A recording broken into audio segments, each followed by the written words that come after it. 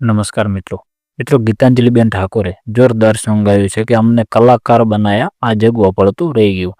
जोरदार सॉन्ग गायु छे मित्रों अने तमने सॉन्ग केवुं लागे छे ते तमे जरूरथी कॉमेंट करी देजो। मित्रों बेने अलग ज सॉन्ग गायु छे, तमने सॉन्ग सारुं लागशे एटले जो तमे आपणी चेनलमां नवा आव्या हो तो चेनलने सब्सक्राइब करी देजो अने विडियोने लाइक करी देजो। तो मित्रों आ विडियो जोई लो।